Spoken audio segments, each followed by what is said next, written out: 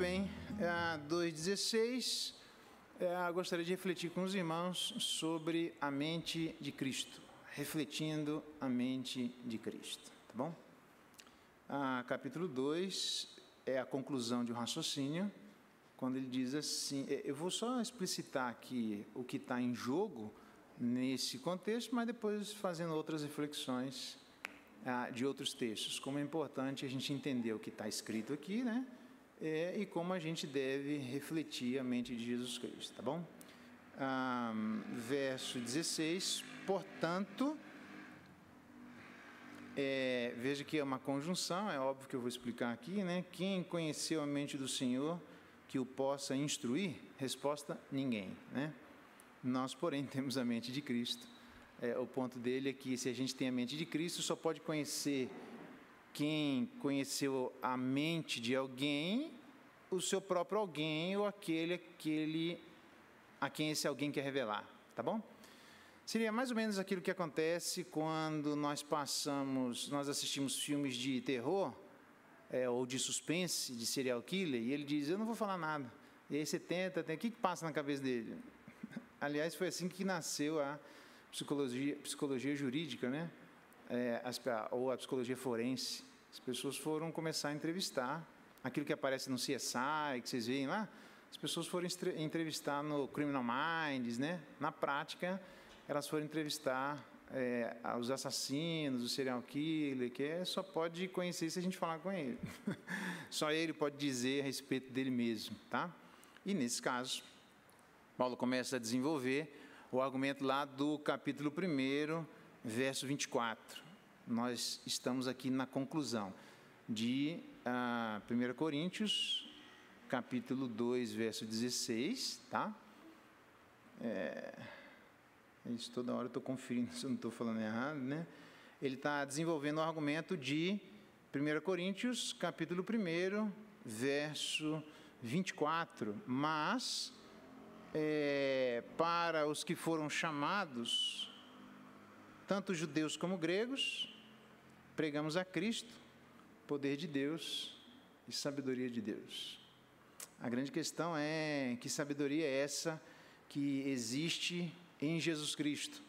E ele revela que a partir do verso 6, do capítulo 2 até o verso 16, são os detalhes do texto em que nós lemos, daquilo que existe de sabedoria em Jesus Cristo.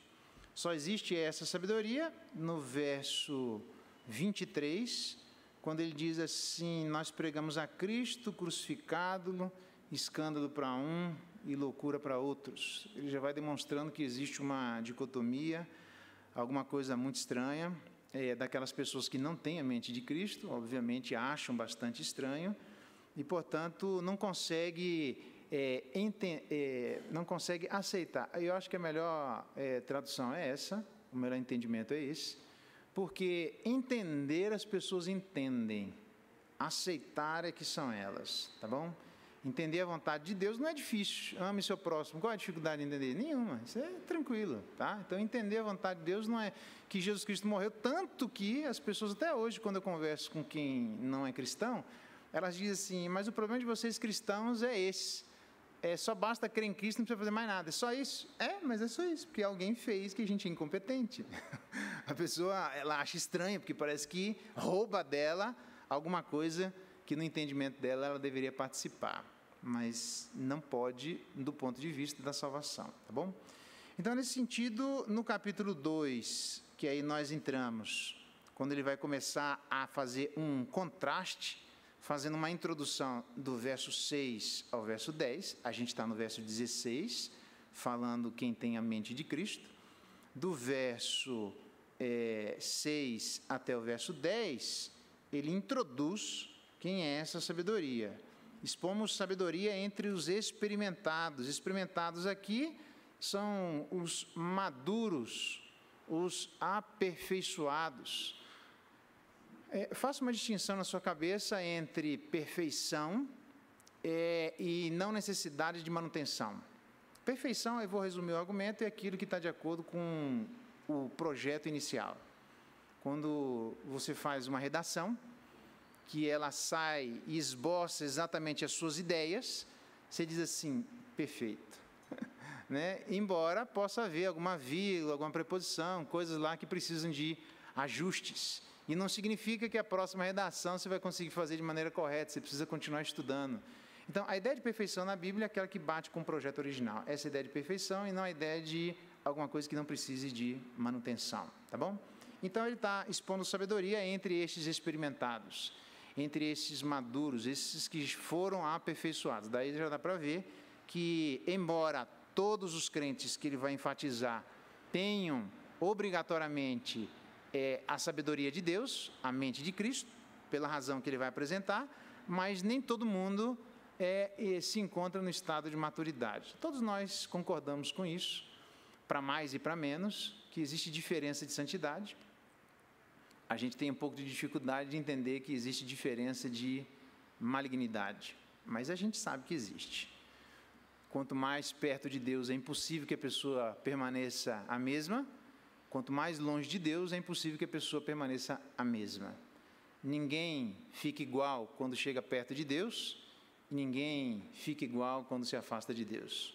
Isso está lá em João Geraldo, capítulo 7, verso 4. Tá bom? Pode ler lá, você vai achar. Então, ele fala dos experimentados, e esses experimentados contrastam com o que ele mesmo vai dizer sobre a sabedoria deste século ou os poderosos dessa época. Então, ele já de cara começa a demonstrar que quem tem o Espírito de Deus não são as pessoas, uma elite da igreja, são aqueles que, não, quem tem a sabedoria de Deus não são uma elite da igreja, são todos aqueles que têm o Espírito de Deus. Todos nós temos o Espírito de Deus, nem todos nós temos a mesma santidade, por razões absolutamente óbvias. Embora todos tenham o Espírito de Deus, nem todo mundo busca da mesma maneira, por N razões, tá bom? Por isso que Salmo 1 vai dizer que nós fomos plantados junto à corrente das águas e no devido tempo nós damos o fruto. Então, há pessoas aí na igreja que estão trabalhando e estão buscando a luz desse Espírito de Deus que já habita nelas, estão procurando esse aperfeiçoamento. Só que eles fazem contraste àqueles que creem, e não a elite da igreja, mas aqueles que creem, todos aqueles que têm a sabedoria de Deus, podem ter a sabedoria que se aproxima mais de Deus porque tem o Espírito de Deus, ou às vezes decisões que nós tomamos, mesmo tendo o Espírito de Deus, que não se aproxima com a sabedoria de Deus, tá bom? Então, nesse sentido, é por isso que ele diz lá no capítulo 1, verso 26. Olha o que ele fala aqui, irmãos. Reparai, portanto, na vossa vocação. Presta atenção que vocês foram chamados. Ele está chamando a atenção da igreja de Corinto. Reparem na vocação de cada um de vocês. Presta atenção de onde vocês vieram. Por quê? Porque é óbvio que a igreja de Corinto foi uma das que deu bastante trabalho, junto com a igreja de Éfeso, né? Dada a conversão das pessoas. Lembra assim, está na sua cabeça. A gente, quando se converte, a gente diz assim... Tem muita gente que tem um coração de crente, mas uma mente de descrente. A pessoa já é um coração de cristão, mas uma mente de um pagão. Então, para que a gente não tenha isso, o que a gente tem que fazer? Conformar a nossa mente com o nosso coração. É por isso que Deus, ele trata inicialmente, isso só no último dia que vai mudar, mas ele trata inicialmente mudando as disposições internas do nosso coração, onde há um início da obra de Deus dentro de nós. E aí a gente vai estudando, vai trabalhando, vai pensando e vai agindo, fazendo com que, pera lá, mas do jeito que eu estou pensando não é do jeito que quem tem a mente de Cristo pensa, pera lá, volta. E a gente vai conformando e corrigindo as nossas ações até morrer. Esse é um processo que não acaba nunca. Então, na igreja faz parte disso, tem gente entrando, veja que interessante, quanto mais a gente vai trabalhando, mais a gente vai conhecendo, mais vai pedindo graça de Deus, mais vai conformando a nossa mente ao nosso coração. Aí aqueles que estão chegando, que ainda tem uma dicotomia tão grande no coração, natural, acabaram de nascer, não dá para imaginar você querer que pessoas que iniciaram a fé cristã vão dirigir a vida da igreja. Isso tem o menor cabimento, isso. Isso é absolutamente anticristão. Por quê? Porque tem uma distância entre aquilo que as pessoas pensam e aquilo que as pessoas são. Elas precisam fazer uma conformação entre uma e outra. Efésios capítulo 4, abra lá, depois a gente volta aqui. Efésios capítulo 4, verso 1, a palavra de Deus diz assim: rogo-vos, portanto, eu, prisioneiro no Senhor, que andem de modo digno, como ele diz na Efésios, reparem na vossa vocação, andem de modo digno a vocação que foi chamada, está vendo? Existe uma dignidade na nossa vocação e que nem sempre a nossa caminhada anda de acordo com essa dignidade. Se porta direito, você parece que está andando, você parece que não é nem meu filho, é assim que a gente fala para os nossos filhos, né? Meu Deus do céu, o que a igreja vai dizer se meu piá está, é o filho do pastor, pelo amor de Deus, presta atenção, rapaz, conhece teu pai, anda direito, rapaz. Então, é a mesma coisa. Às vezes a gente vai andando e Paulo está dizendo, só que só consegue fazer essa conformação de acordo com a dignidade, com a vocação que nós fomos chamados. Eu vou fazer todas as aplicações depois, para quem sabe ler um pingo é letra, mas só sabe fazer e andar de acordo com essa dignidade da vocação, se entende que a vocação tem uma dignidade que vai muito além de nós, e se entende que nós somos prisioneiros de Cristo. Paulo era preso 2 vezes, era preso fisicamente e preso em Cristo Jesus. A gente só consegue andar e reparar na nossa vocação se a gente entende que a gente está preso, irmãos. Se a gente entende que, mais ou menos como aquela mulher que, é uma história real, né? Nas minhas andanças por aí, no outro planeta, a guria foi comprada lá, na época da escravidão, a escravidão declarada, né?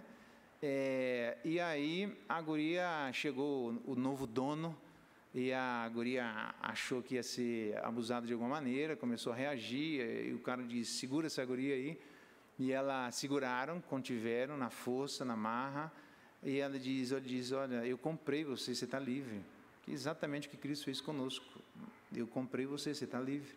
E a mulher disse assim, então quer dizer que agora eu posso ir embora para onde eu quiser? Pode. Então tá bom, então agora eu vou ser sua escrava voluntariamente.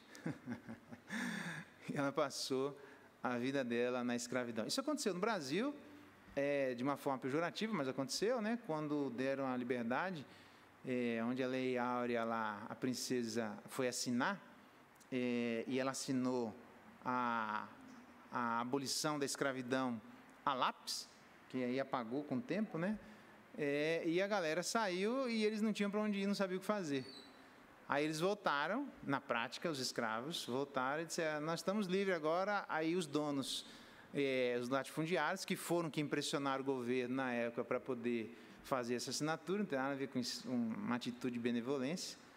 E aí a galera disse assim, não, beleza, eu aceito de volta, mas agora você está me devendo a moradia, você está me devendo a roupa, você está me devendo a comida. E aí, bicho, o cara não trabalhava para comer. Todo mundo ficava devendo, a escravidão ficou pior ainda, tá bom? Então, a ideia é de que a gente só consegue tomar as atitudes necessárias na vida se entende que existe uma dignidade e que nós somos prisioneiros de Cristo Jesus.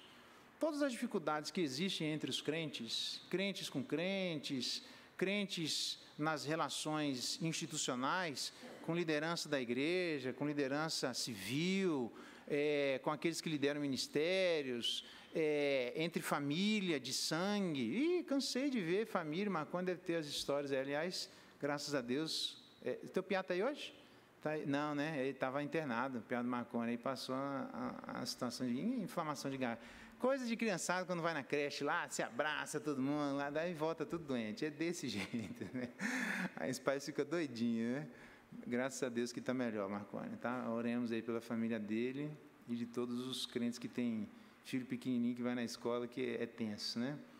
Então, o que acontece é que nas nossas relações de família, por exemplo, de sangue, eu já vi gente dentro da igreja na liderança, no outro planeta, não foi aqui não. Eu gostei daquela pastor Eliseu, né? Eu também estava do lado dele, lá em Plutão, do lado, e aí eu vi que gente, nas minhas andanças por lá, era a liderança da igreja, nem se falava dentro da mesma igreja. Nossa, são coisas muito estranhas. Tudo bem, eu não tenho família na igreja, é fácil, né? É difícil para todo mundo, irmãos. Quando você chega a um determinado momento em que você precisa tomar ações na sua vida que reflitam a mente de Cristo, a gente tem que ter muito cuidado de entender que antes de qualquer coisa, nós somos prisioneiros de Cristo Jesus. Então, o que é que Cristo quer de mim? Ele é meu Senhor. O que é que Ele ordena que eu faça? O que Ele mandar. é o que a gente deve fazer. E não assim, eu não gosto, não gostei. A gente não gosta de um monte de coisa no conselho, assim. Às vezes toma uma atitude, outro não gosta. Faz parte da vida isso, irmãos. Só que tem gente, parece que Jesus Cristo é o cabeça, mas a impressão que dá é que às vezes algumas pessoas, é como se o corpo tivesse Alzheimer.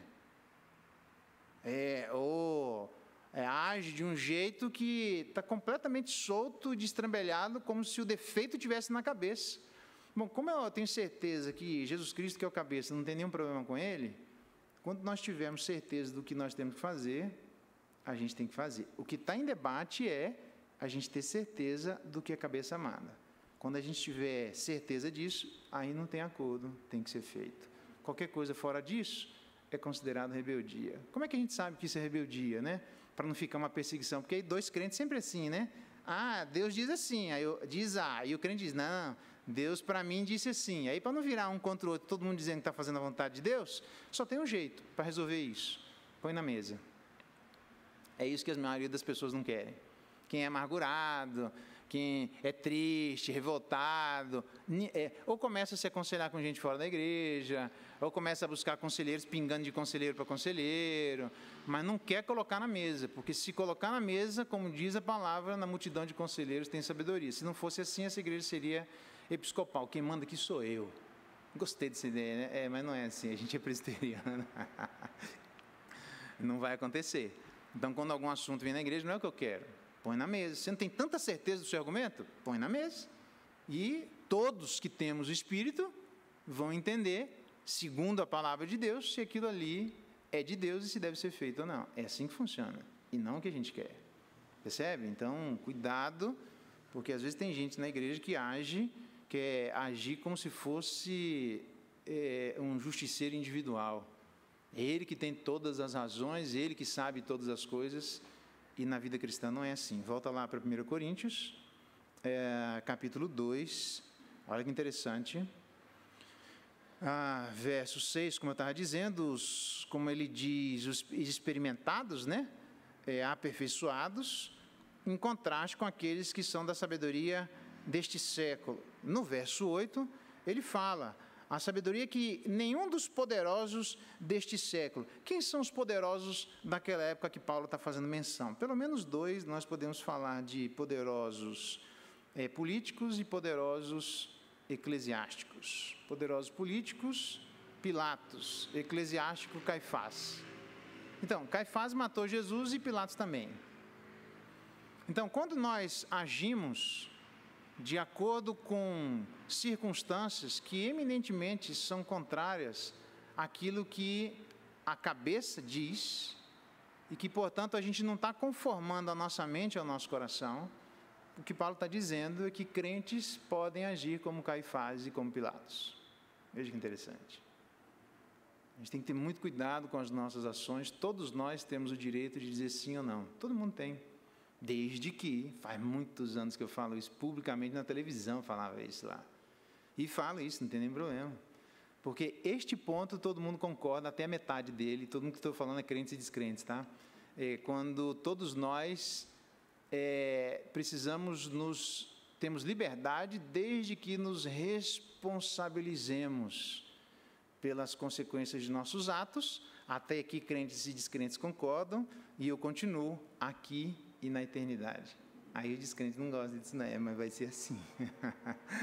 Entendeu? Obrigatoriamente, o que a gente faz tem reverberação aqui na eternidade. A gente sabe que, mais do que isso, ou a gente pode agir de acordo com a sabedoria deste mundo, no verso 8, os poderosos desse século. Se a gente for interpretar mais teologicamente ainda, os poderosos desse século, a gente pode falar das hostes malignas. Por exemplo, lá em Efésios, segundo o príncipe da potestade do ar, que agora atua nos filhos da desobediência. Satanás atua em quem é desobediente. Mas nós éramos assim, em tese não é para ser mais, porque quando somos desobedientes, Paulo vai dizer lá em Timóteo, 2 Timóteo capítulo 2, que a gente deve corrigir as pessoas, trazendo-as de volta à sensatez, livrando-as dos laços do diabo. Veja que interessante. Para cumprirem a sua própria vontade. Ele está falando isso para a igreja? Às vezes a igreja, qualquer um de nós, né? Eu, você, todos nós, assim, quando a gente faz alguma coisa que flagrantemente, tem um monte de gente que faz isso, liderança ou não, eu não quero falar contra a classe, porque isso é um discurso marxista que é bobeira, tá? O que o discurso marxista não consegue atingir, eu sempre falei isso na universidade, ele não consegue atingir é que ele vê que o oprimido é sempre oprimido pelo opressor, e o opressor sempre é alguém de uma classe social maior. O que ele não consegue perceber é que o opressor também é oprimido pela mesma razão que ele oprime. É isso que ele não chega, tá bom? E é por isso que o discurso de classes ele é furado, tá? Por essa razão, não é desconsiderando que não exista a opressão. Ela existe em todo mundo, inclusive em quem oprime. Então, o ponto é que quando nós agimos assim, então eu não estou falando contra classes na igreja, isso não me interessa indivíduos, que quando os indivíduos agem assim, eles estão literalmente agindo debaixo de influência maligna, expondo agora a influência que Satanás tem sobre os filhos da desobediência, que lá em Paulo, claramente e eminentemente, ele está fazendo menção de o nosso estado quando nós não éramos crentes, mas, certamente, a gente pode ter como Pedro, quando chegou para Jesus Cristo e disse, Senhor, não vai não para a cruz, ele te arreda Satanás. Ele estava possuído? Não, o crente não pode ficar possuído. Mas ele estava influenciado? Sim.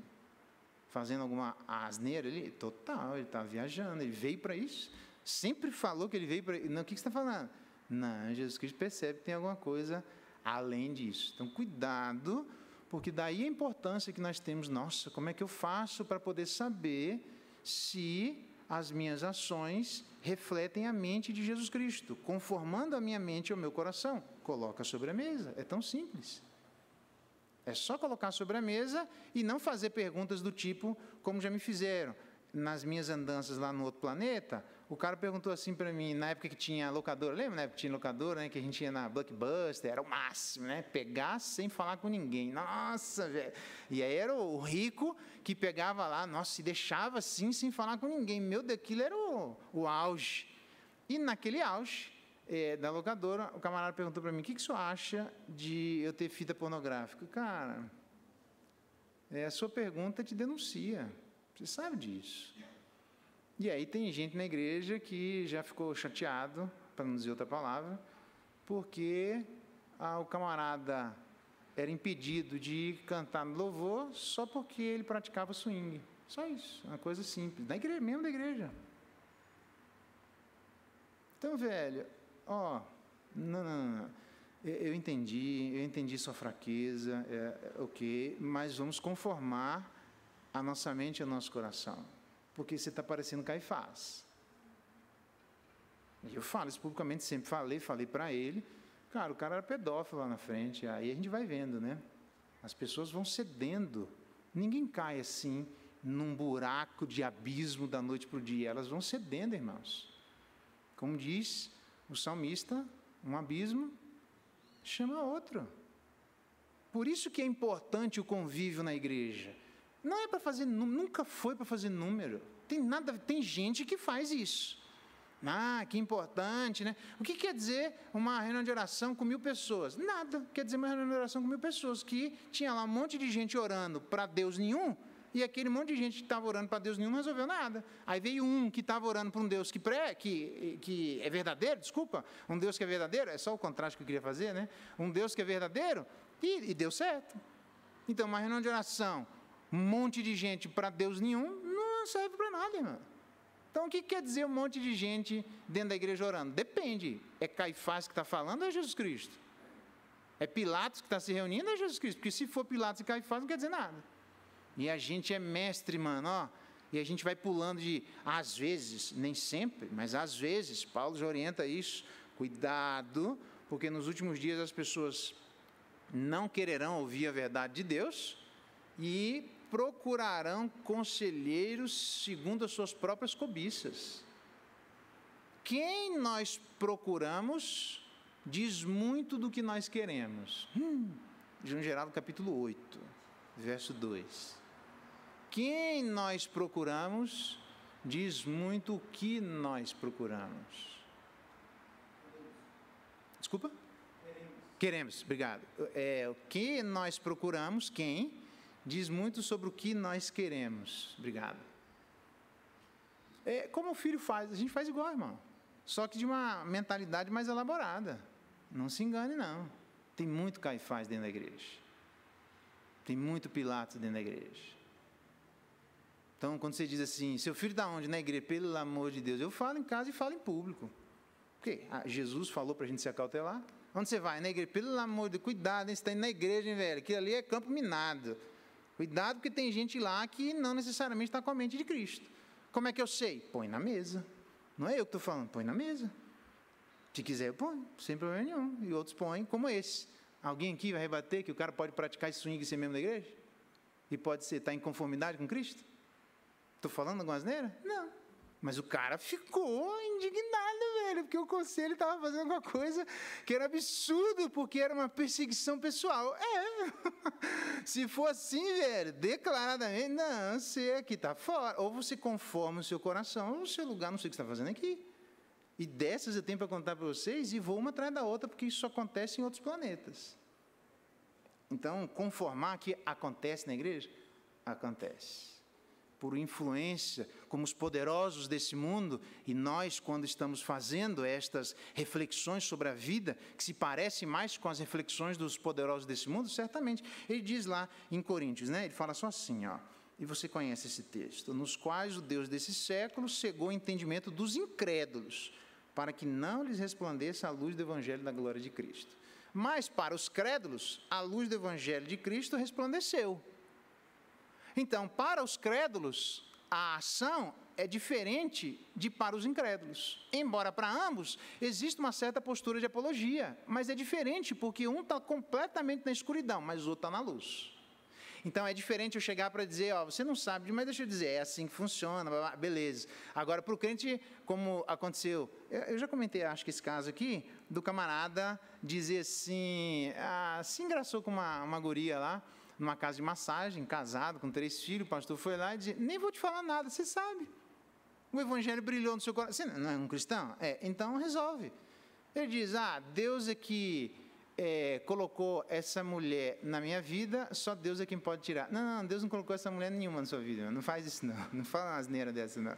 Não põe Deus nesse negócio não, que Deus tem nada a ver com isso, você está viajando. O cara era presbítero. Veja só que interessante. E ficou, tá? Largou a mulher e ficou. Nem vou dizer que no planeta Terra, por aí, nas minhas andanças por aí, o cara... Não dou conta, velho. 7 anos com amante. E era pastor. O caso ficou público aí. E aí, quando foram falar com ele, ele ainda foi ver se ele ficava com amante ou com a mulher. E ficou com amante. Velho, ó. E aí diz que é crente, todo bonitinho. Não dou conta, irmão. Com todo respeito, isso aqui é sabedoria dos rudimentos desse mundo, dos poderosos desse século, de Caifás e Pilatos. Não tem nada a ver com Jesus. Me desculpe, não tem. Sabe por quê? Por uma questão simples. Presta atenção na sua vida. A gente só sabe que alguma coisa é de Deus se a gente comparar isso com a palavra. Se você tira a palavra, a gente fica na escuridão. Exemplo. Eu acho que eu já citei esse exemplo aqui. Jonas, a Bíblia diz que Deus aparece, é a segunda palavra de Deus a Jonas, diz, vá lá para... Nínive. No capítulo 2 ele diz, o que prometi eu vou cumprir, e todos nós sabemos que no capítulo 1 nem no capítulo 2 tem promessa nenhuma. Então Jonas está se referindo a qual promessa? Resposta é que quando um profeta era ordenado, ele prometia 2 coisas: onde o Senhor mandar eu vou, o que o Senhor mandar falar eu falo. Olha que interessante. Vai para Nínive, não vou. Prega, não prego. Ué, mas não estou entendendo isso aí não, ué. Não, vou te cobrar agora. Aí quando ele vai morrer, ele diz, não, que votei, pagarei. Vai, tem muita gente que está precisando voltar lá, as promessas que faz e acha que fica perdido no espaço. Fica não, tá, irmão? É registrado no livro da vida, o nosso nome, e depois tem um outro livro que é o livro da vida. Está registrado lá. Você falou, Deus vai dizer, está aqui, eu vou te cobrar isso aqui. Então, Jonas, notadamente, ele quer desobedecer a Deus, está claro isso. Não precisa ficar inventando. No processo de desobediência, Jonas, então, ele quer pegar um navio para Tarsis. Lá em Isaías, a gente sabe que Tarsis fica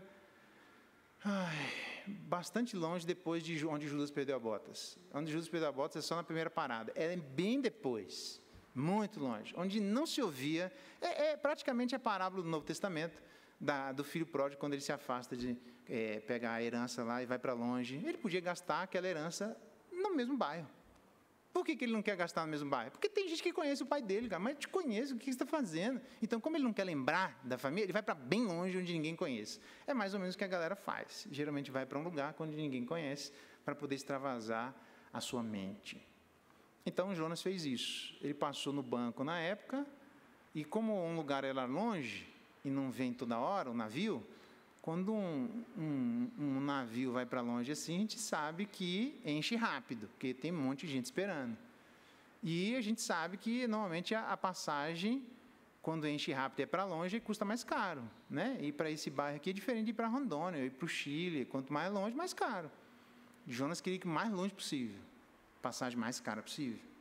E como ele estava desobedecendo naquele momento, que ele não sabia, Jonas, daqui uma semana eu irei até tu, e tu ouvirás a minha palavra. Então, a Bíblia não diz, só Deus aparece e fala. Então, Jonas não está esperando Deus aparecer e falar. Então, foi inesperado. O que significa que, naquele processo de desobediência, Jonas podia não ter dinheiro no banco. Sabe, você gastou lá comprando calça, sapato e tal. Puxa, bem agora que eu queria desobedecer, não tem dinheiro para fugir. Mas ele tinha. E o duro é que quando ele passa no banco, o banco está aberto, podia estar fechado, né? E ele não conseguia comprar passagem.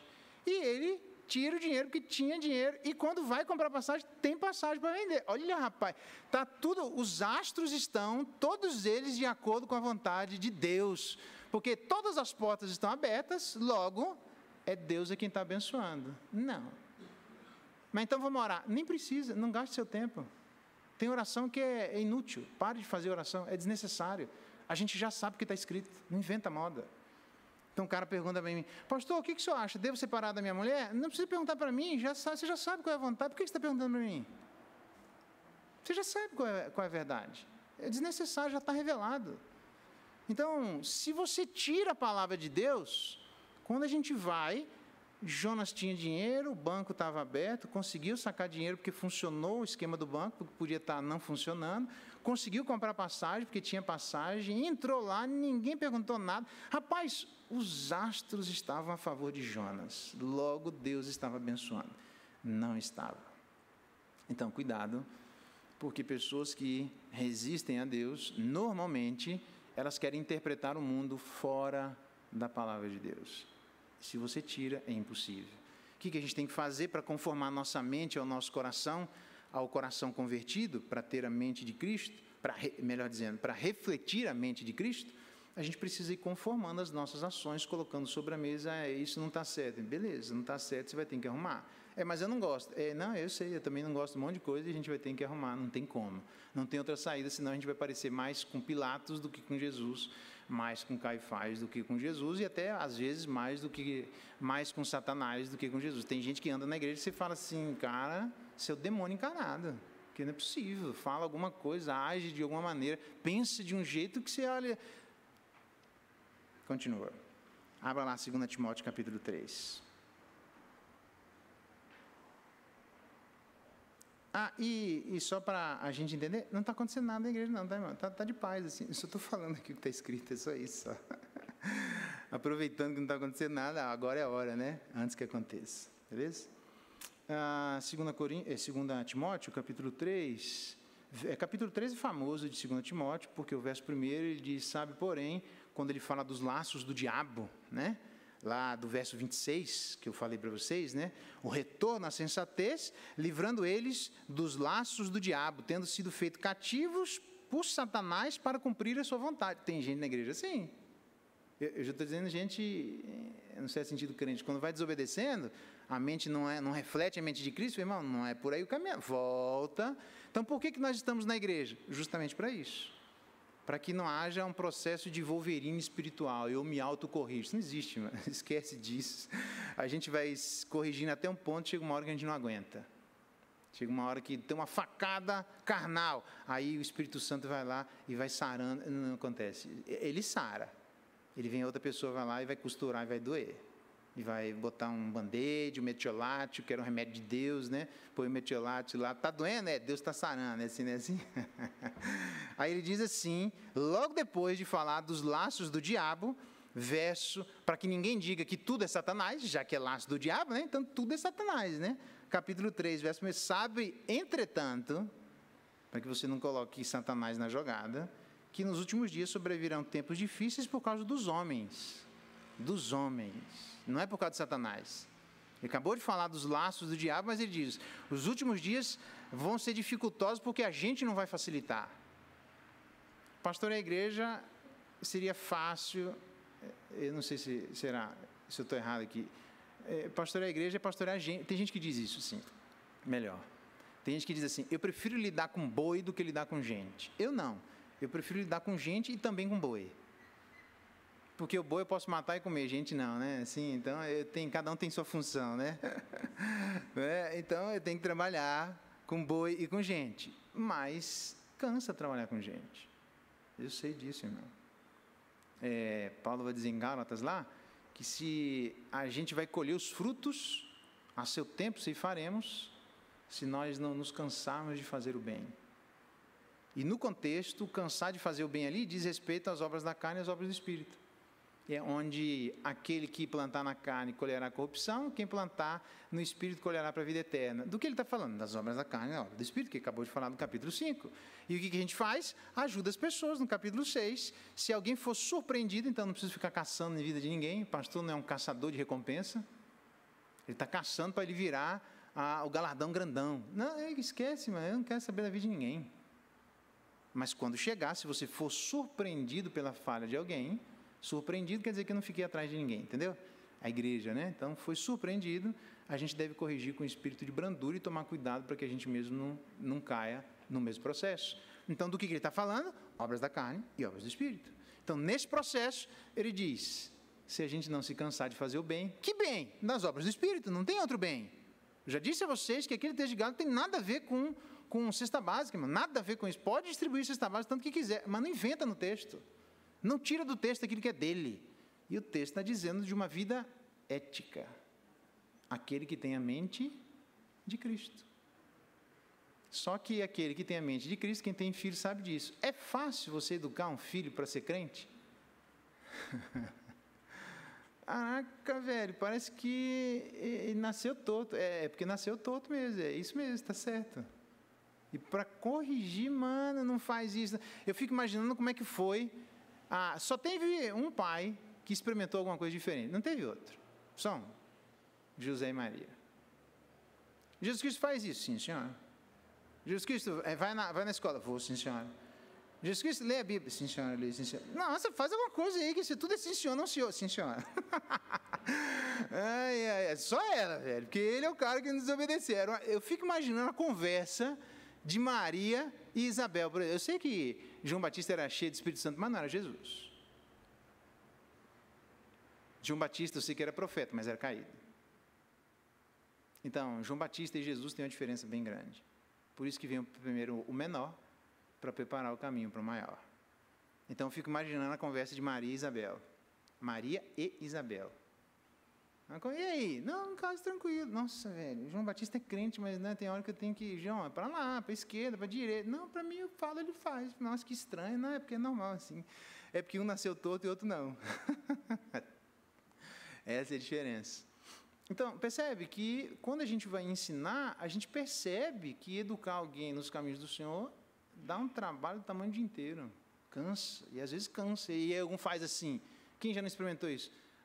Marido, é sua vez. Cansei. Fala lá, porque, não, olha, eu já falei o dia inteiro lá, de segunda até quarta. De quinta até sábado é o senhor e domingo o pastor fala. Vamos lá, eu não aguento não, fala aí.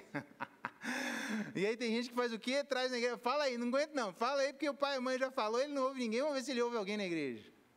É assim, por quê? Porque a gente cansa, eu sei que a gente cansa. A gente vai colher se nós não nos cansarmos de fazer o bem. Porque nesse processo de conformação da mente com o coração, eita, é muito trabalhoso. Porque normalmente o que acontece? Aqui é uma lente de aumento, né? De adultos fazendo isso, mas que o processo começa já na infância. 2 Timóteo capítulo 3, verso 6 em diante, tá bom? Diz assim, olha só que interessante. Ele está dizendo, então, os tempos difíceis, né? E aí ele fala no verso 5, tendo forma de piedade, tá vendo? Parece, isso que é pior, né? Ainda se diz crente ainda. Aí no verso 6, portanto, entre estes que é essa galera toda que dá trabalho, de homens, tá bom, gente?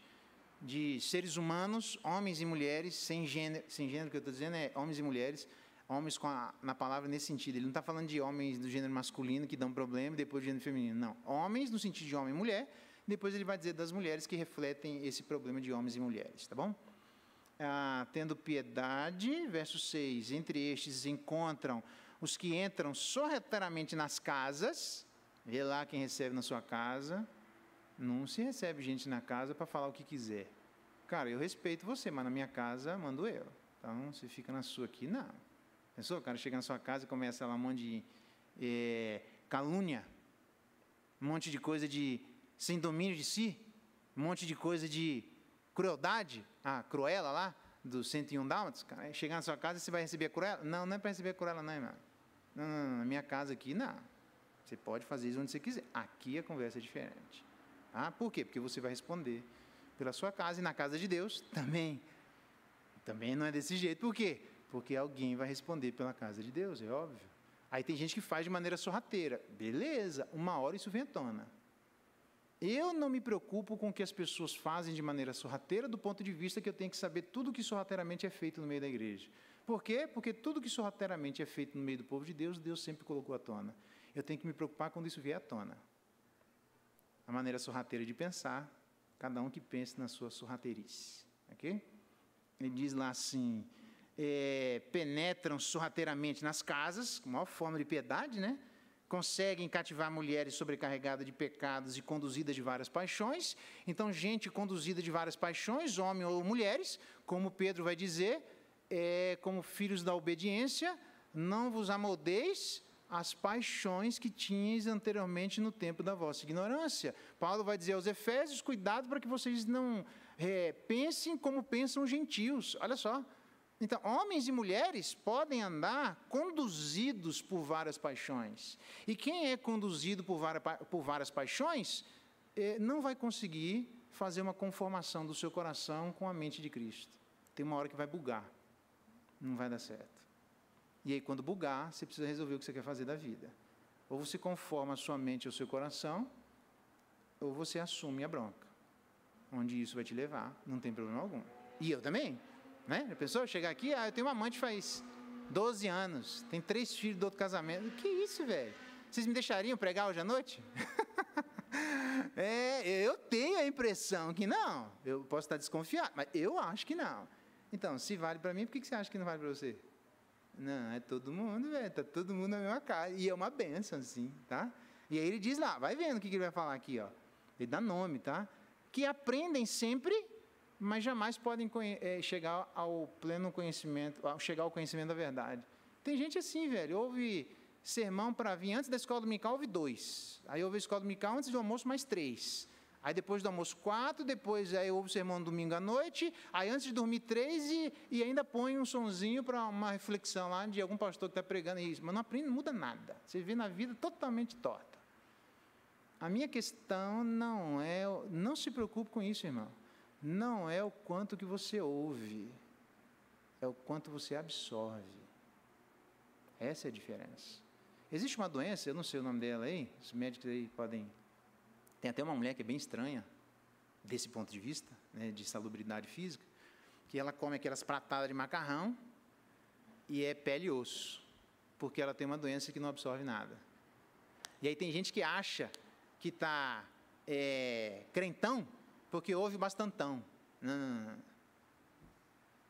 Ouça menos e absorva mais. Aí faz diferença. Então, nesse sentido, eu não me importo já há muito tempo, com todo respeito nesse contexto, eu não me importo de ler a Bíblia inteira. Tem gente que fala assim, nossa, eu li a Bíblia 3 vezes. E eu pergunto, adiantou? Pelo jeito não está adiantando nada.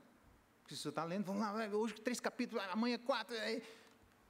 E o cara faz coisas que você olha assim, você não leu nem meia página, porque do jeito que você está andando, Então, mais do que ler, como ler, menos de que quanto ler, quanto absorver aquilo que se leu. Leia e absorva. Isso é que me interessa. Aí sim, nós refletiremos a mente de Cristo. Quem que não faz isso? Continua.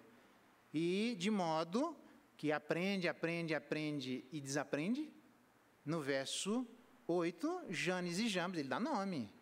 Resistiram a Moisés, do mesmo jeito que a galera na época de Moisés, eles dizem, também estes quem?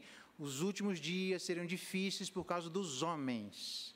Estes homens, que se reflete agora na pessoalidade destas mulheres, estas pessoas que têm estas características, estão ouvindo e não estão aprendendo. Estão resistindo à verdade. Historicamente, a gente já viu isso, Paulo está dizendo. Eu conheço gente assim. E aí ele diz lá, olha, e é aí que me interessa, também resistem à verdade. Você fala, a pessoa resiste, você fala, mas Jesus Cristo diz que Ele é a verdade. Ele diz, a tua palavra é a verdade. Santifica-os na verdade.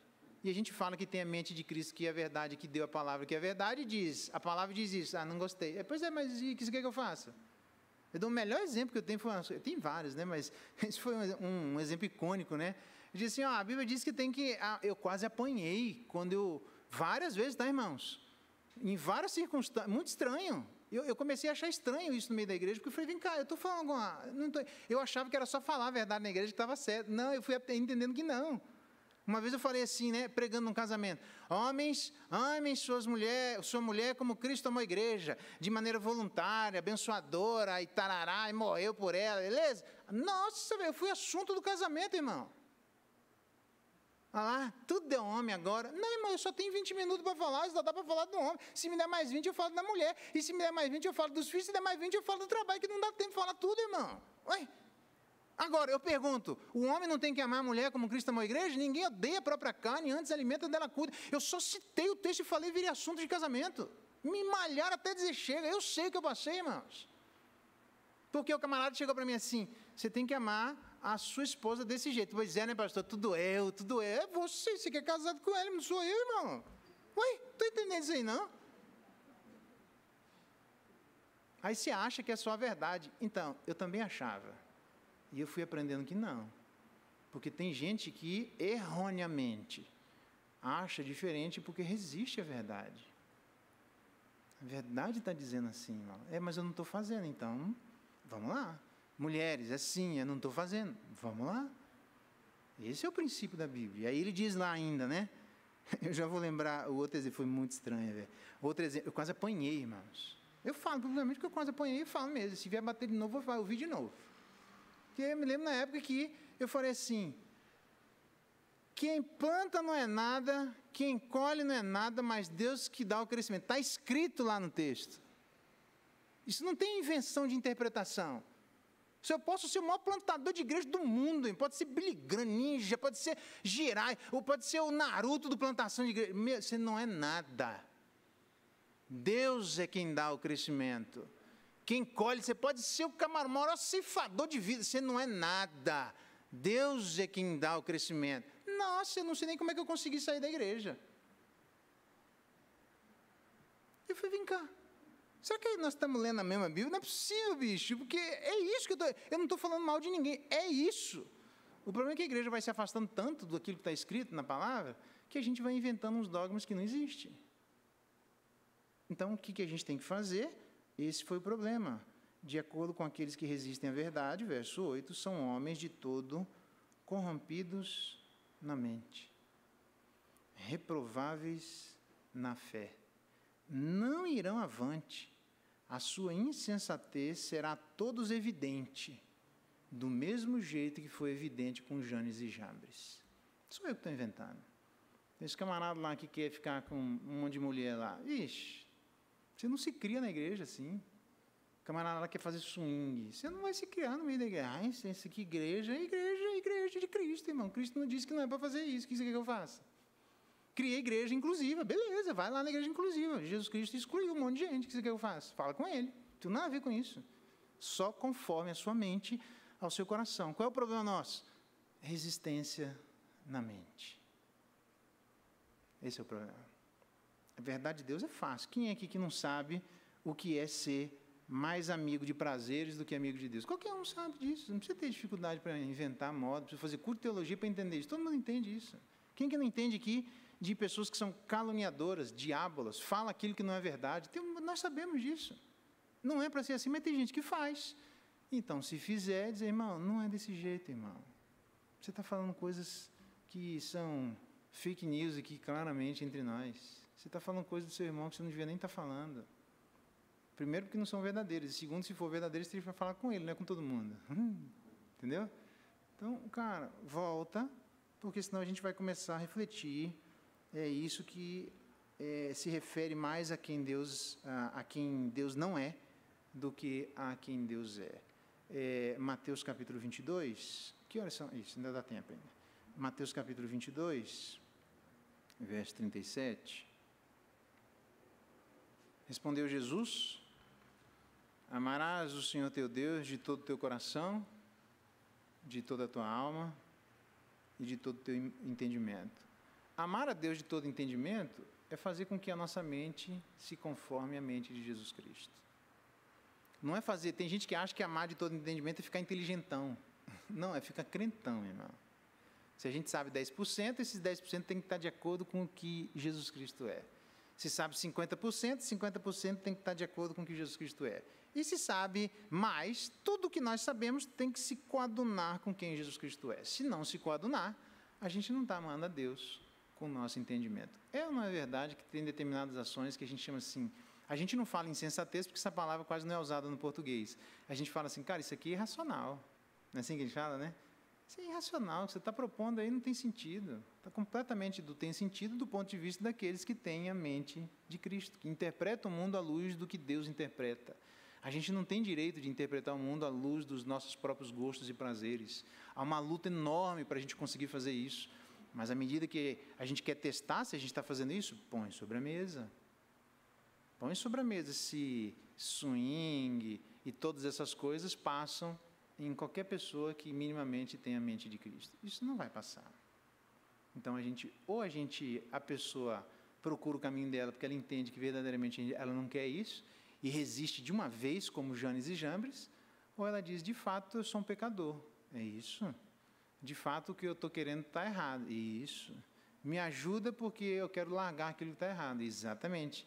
E não fale disso para os outros, porque você vai tentar influenciar os outros de maneira errada. Beleza? Você entendeu assim? Então, aí nós vamos caminhar, todos nós, com as nossas falhas, corrigindo as nossas falhas à mente de Jesus Cristo. Deixa eu fazer um pequeno raciocínio aqui com vocês, que eu fiz com os alunos essa semana lá.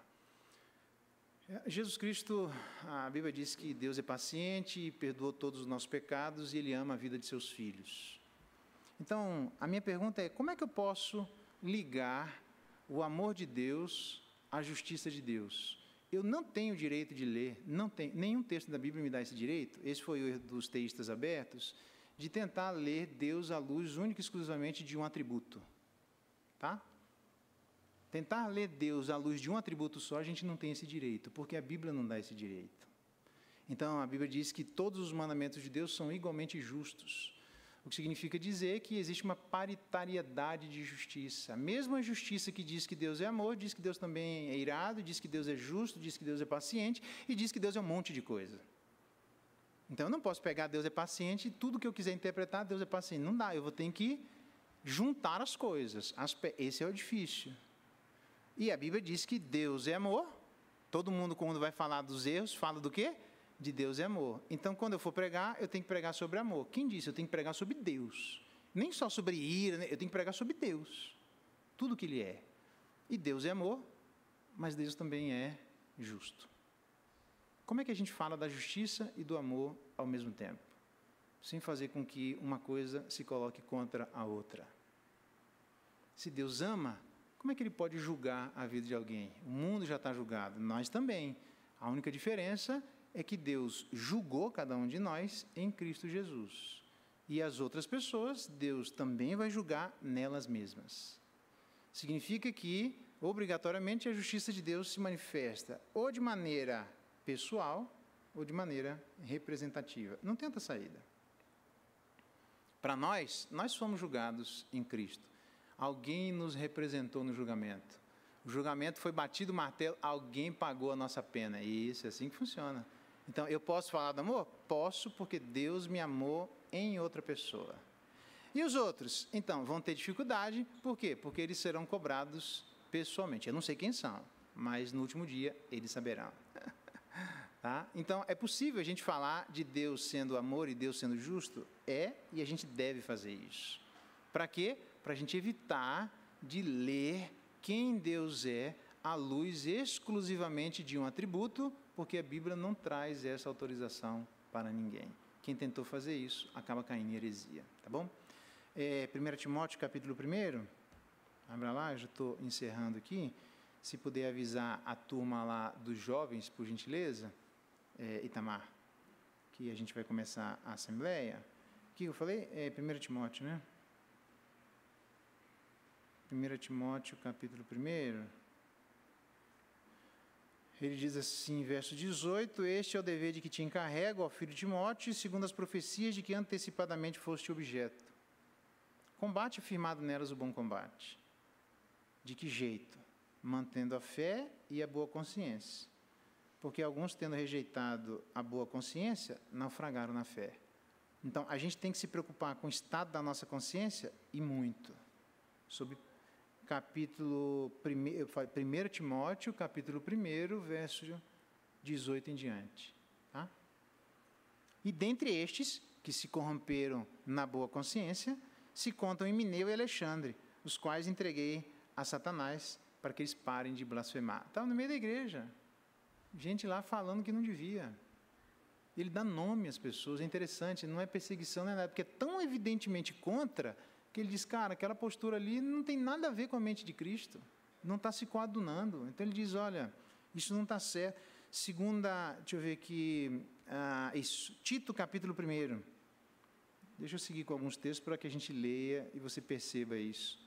Cuidado com o que acontece não só no nosso coração, mas cuidado com o que acontece com a nossa mente, tá? Tito, capítulo 1, verso 15. Todas as coisas, são puras para os puros, todavia para os impuros e descrentes nada é puro. Porquanto, tanto a mente como a consciência deles está corrompida. Tem gente assim, o que quer dizer isso? Nas minhas andanças por aqui, tem gente assim que só anda de branco, só dorme em cama se tiver, como é que fala? A coxa e o lençol branco. E tem gente, não, velho, que viagem é essa, bicho? Tem gente assim, né? Ele está dizendo, gente que teve a mente e a consciência corrompida. Corrompida quer dizer que alguma coisa foi batendo, e você desistiu de pensar daquele jeito. Pensar como crente cansa? Cansa. Mas é recompensador? É. Por quê? Porque só a gente está em guerra o tempo todo. Em guerra contra tudo aquilo que é contra Deus e em guerra contra a gente mesmo. Cansa. Você fala, mano, Deus, toda hora, né? Você tem que levantar e dizer, Geraldo, vira para cá, Geraldo, não pensa assim, Geraldo, olha para desse jeito, pensa desse jeito, faz assim, não faz assim. Ai, meu Deus, cansei só comigo mesmo. Agora tem os outros ainda, né? Ai, tem os outros, não faz assim, não faz assim. Agora tem Satanás, meu Deus do céu, é muita gente, cansa. Mas que vai recompensando porque a gente vai... esse é o processo de santidade. Alguém falou assim para mim, você acha que meu filho tem TDAH? Eu falei, irmão, você conhece alguém que já nasceu lendo assim? Mamãe, por gentileza, mamá, põe 2 minutos lá no micro-ondas, por favor, para ele não ficar muito quente, com um pouco de todinho, sem muito açúcar, para não aumentar a minha glicose. Muito obrigado, eu fico aguardando. É assim que funciona? A gente nasce insensato, irmão, a gente nasce tudo torto. E com o tempo, até hoje, a gente, ou não é, que fica lutando para ter foco na vida. Pelo amor de Deus, tem que prestar atenção. Nossa, a lei de Newton, meu Deus do céu, esqueci o que eu estava falando, viajei agora, repete aí de novo o que você estava falando. E a gente é assim, é difícil na vida você ter foco.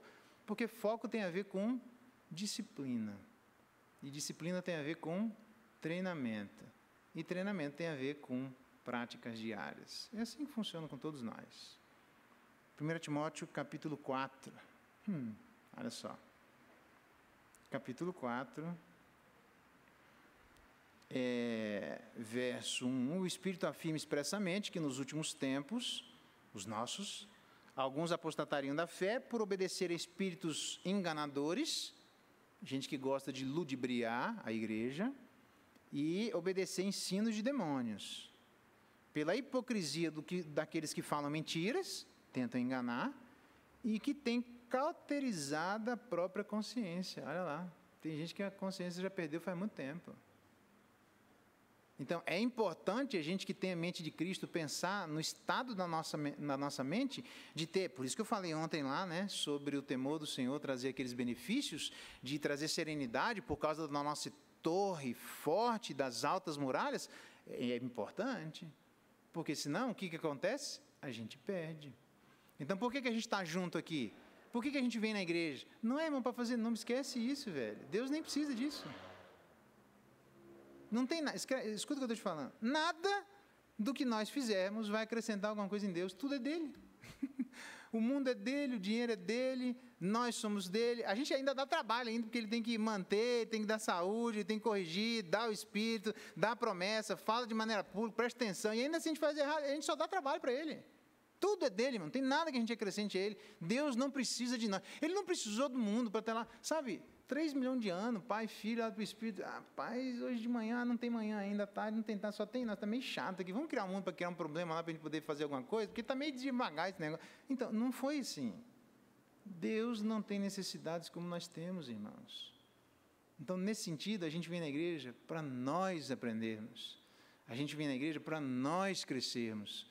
A gente vem na igreja para Deus nos corrigir, através da sua palavra, através de outros irmãos, porque a gente precisa. Me lembro de ter escola dominical, já fui escola dominical, já falei para vocês, para mim não importa, pode ter escola sabadal, terçal, sextal, quintal, pode ser sala a qualquer horário, não importa se é domingo, mas domingo é um bom dia para nós. E aí, eu tive escola dominical 8 horas da manhã, 11 horas da manhã, 2 horas da tarde, 5 horas da tarde e 9 horas da noite, para a gente tentar fazer alguma coisa para ajudar aquelas pessoas que não iam na igreja. Quem não ia em horário, não ia em lugar nenhum. Ele não quer vir, irmão, você não está entendendo. Não está no coração da pessoa. Não adianta. Não tente ensinar quem não quer ser ensinado. Não gaste seu tempo com isso.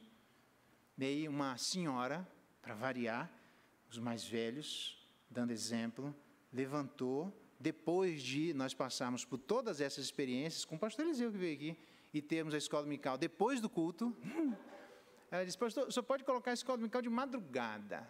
Eu venho porque eu quero, eu venho porque eu preciso, eu venho porque eu aprendo, eu venho porque Deus fala comigo, eu venho, não importa, que hora que o senhor quiser, nem se preocupe, só manda para mim o horário que eu venho. Sabe quando você está com dor de dente, um canal, e o dentista diz assim, cara, não posso atender 2 horas, pode ser agora 10 horas da manhã, pelo amor de Deus, o horário que você puder, eu estou aí, velho, eu estou desesperado aqui, você falou, eu vou, mas custa caro, eu pago, eu estou dizendo, tira esse negócio para mim, que senão eu vou morrer. Isso. Quando a gente entender o estado em que nós nos encontramos, que Deus mudou o nosso coração, mas não plenamente, e que Ele começou, e a Bíblia diz isso, aquele que começou, vai terminar. Teve alguém que disse lá das enraizadas, né? A mulher, eu achei que quando eu chegasse com 40 anos, eu estaria com a minha vida resolvida. Quando eu estivesse com 50 anos, eu estaria com a minha vida resolvida. E aí você chega com 40, 50, cheio de tentação, cheio de problema, a mente pensando um monte de coisa, e fala, meu Deus do céu, não vai acabar nunca? Não, só no céu. Por isso a gente vai precisar vir na igreja até morrer. E no céu, a gente vai continuar na escola dominical, porque tudo que Deus tem para ensinar, a gente não tem capacidade para aprender. Deus tem mais para dar do que a gente tem capacidade de absorver. Bem-vindo ao cristianismo, a escola dominical continua no céu. É uma bênção isso, eu acho, tá? Mas tem alguns que acham que vai chegar no céu, não precisa aprender mais. Virou Deus agora? Não, irmão, vai ter que continuar aprendendo. A gente só vai aprender do jeito certo, agora tranquilo, mais fácil, mas vai continuar aprendendo. Então, o meu objetivo é apenas ter o cuidado de demonstrar a cada um de nós para a gente não se corromper na nossa mente. E entender que todos nós temos, até morrer, lutas mentais. E que nessas lutas mentais, nós que temos a mente de Cristo, certamente interpretando as coisas do jeito que Jesus Cristo interpreta, sabemos aquilo que não se coaduna com a cabeça do corpo que é Cristo, e a gente olha a nossa cabeça e diz, acho que isso aqui não está bem do jeito certo, e volta. Então tem um monte de gente que tem dificuldades de conformar a sua mente ao seu coração. Irmão, facilita a vida. Pedro vai dizer lá no finalzinho que a gente não deve pastorear de maneira voluntária, tranquila, sem oprimir, mas as pessoas também devem facilitar o pastoreio para que quem pastoreia não faça gemendo. Por quê? Porque isso não aproveita a ninguém. Não é assim quando a gente fala, senta aqui, filho, deixa eu falar um negócio para você. Cara, não aguento mais, velho, estou falando para você a mesma coisa, faz 23 vezes. Para, velho, quando você fizer isso, faz assim, me obedece, porque cansa, bicho, falar do lado de cá. Aí o Eliseu diz que conta uma experiência com os 3 filhos dele, eu encerro aqui. Esse Eliseu, essa experiência dele, cada coisa, Ele conta os 3 filhos dele, que é Quinta Guerra Mundial, mano. 3 filhos pequenos, a gente cuidava da Letéia, lá dos meninos, né? Nossa, fui fazer o casamento da Letéia, né? Pensa, gurizada, que dá trabalho, do meio, o Eliseuzinho. O pastor Eliseu, a gente cuidava dos 3, né? Era o Tiago, o Eliseuzinho e a Letéia, o Eliseuzinho do meio. Aí o Eliseu ligava, só para ver se estava tudo bem, desligava, o Eliseuzinho, meu pai ligou, meu pai não vinha mais, meu pai me abandonou, meu pai. Aí falou, Eliseuzinho, pelo amor de Deus, ninguém ligou aqui não, a gente ficava tentando enrolar ele, porque ele era o depressivo da turma, né? Beleza, rapaz, esse cara teve que ensinar tantas coisas, tantas vezes para os filhos, que ele chegou um momento que disse assim para os filhos, vamos fazer o seguinte, eu canso, velho. Então, vocês acham que dar varada é fácil? Então, vamos fazer assim, toma a vara, e agora cada um de vocês vai dar uma varada no pai. Não, pai, o que é isso, pai? Não, vocês têm que aprender que corrigir cansa. Isso, vai, Letéia. Puf, não, Letéia, essa varada aqui não vai resolver nada, não, Letéia. Faz direito, bate direito. Não, pai, é aquela crise que ela ia bater no pai. E aquela angústia, e foi, ela deu uma varada. Isso, pai, me perdoa. E, doeu? Dói. Quem bate dói também. Vai lá, Eliseuzinho. Eita, Eliseuzinho depressivo, então pense, velho. Ai, meu Deus, pensa a dificuldade. O Tiago, é casado hoje lá, mascando a chupeta dele. Ele não precisou nem falar. Deu uma chibata que o Eliseu ficou assim. Aí ele ainda disse assim, ele disse que era para cada um dar 2 chibatadas. A Letéia conseguiu dar uma varinha, o Eliseu deu uma, e o Tiago deu uma e disse, não, mas você disse que eu tinha direito a 2. Eu falei, não. Velho, cuidado com a mente, para não se corromper, porque tem gente que resiste. Então, facilita, porque isso vai facilitar. Os pais ficam imaginando a cena, né? Você teria coragem de fazer isso com seu filho? Dá varada no pai aqui, vixe, dependendo do filho, é melhor você não dar ideia não, velho, que ele já faz sem falar, se der ideia ele vai acostumar, né, mano? Aí o negócio complica, hein? Mas a ideia básica é a gente ter cuidado com aquilo que passa no nosso coração e nossa mente, e como vocês são pais, a maioria de vocês, de todos nós somos filhos, sabemos da dificuldade que é corrigir os filhos. Quando os filhos facilitam a nossa vida, nossa, velho, é muito bom. Né? É mais fácil, isso tem mais proveito, a casa fica mais tranquila. Então, gente, façam isso na casa de vocês, e na casa de Deus facilita também. Sabe, seja mais manso, mais dócil. Para que quando o pastor falar de maneira mansa, fulano, a gente não gostaria tanto de falar, filho, faz assim. E o filho diz, faço, pai. Nossa, meu Deus, o que aconteceu? Meu filho vai fazer. Não pede outra vez, para ele não vai que ele muda de ideia. Né? Agora, você tem 1 filho ou 2. Na igreja tem 170 pessoas para corrigir. Mano, tem uma hora que cansa. Eu acho que tem pastores e presbíteros, e líderes também da igreja, todos nós, né, que estamos nesse processo, já pensamos na vida de, cara, eu vou largar. Esse negócio de ficar na liderança da igreja, eu vou dar um tempo, 1 ano. Então, mas o pastor não consegue dar um tempo, 1 ano. Mesmo sendo pastor colaborador, ele tem que colaborar. E aí cansa. Tem hora que a gente pensa assim, cara, não tem outra coisa para fazer sem ser pastor, não? Esse é o problema. Que para você deixar de ser líder, você pode fazer. O pastor não pode, porque se ele fizer, Deus vai chegar a dizer, para onde você está indo? Você está igual o Jonas? Você não prometeu? Você vai onde eu estou mandando. Ah, velho, mas a galera lá está difícil. Faz o que eu estou falando, só isso. Só que tem hora que cansa. Aqui não cansa, tá, gente? Aqui na igreja de verdade, eu estou falando de verdade. Vocês são dóceis, mansos. Tem um e outro aí que parece meio cabrito, assim, mas é normal, isso é de lei, tá? Mas a igreja é mansa, a igreja é bem pacífica, louvado seja Deus pela igreja do Cruzeiro. Uma liderança tem uma tranquilidade muito grande de poder pastorear a igreja. Então, eu só estou falando isso para que continue assim. Né, para poder facilitar E aí o pastor Eliseu falou que a guria que amava ele deu pão de queijo. Quase que eu falei para ele, eu acho que não, hein, irmão, acho que você está enganado. Né? Ama mesmo? Dá outra coisa sem ser pão de queijo, né? Facilita a vida do cara, né, mano? Aí o Augusto ficou bravo. Ô, pai, você não gosta de pão de queijo, mas manda para mim lá, velho. Eu chego em casa, Marco, 10 horas da noite, os caras estão acordados. O que vocês estão fazendo acordados? Não tem algum despojo da visita aí? Tem, tem que levar o despojo da visita. Está tudo acordado antes de dormir para ver se tem despojo da visita. Vocês são todos sem vergonha, né? Só quer coisa boa, né? Tá certo eles, é isso mesmo. Tá bom? Vamos orar para que Deus, de fato, tenha misericórdia de todos nós e nos ajude, como Igreja do Cruzeiro, a termos a mente de Cristo, conformando o nosso coração à nossa mente. Obviamente, quando essa mente se conformar à mente de Jesus Cristo.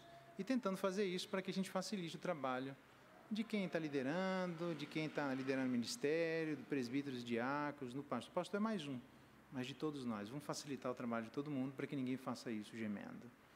Pai, muito obrigado pela Tua palavra, louvado seja o Teu nome, dá-nos graça, nos ajuda.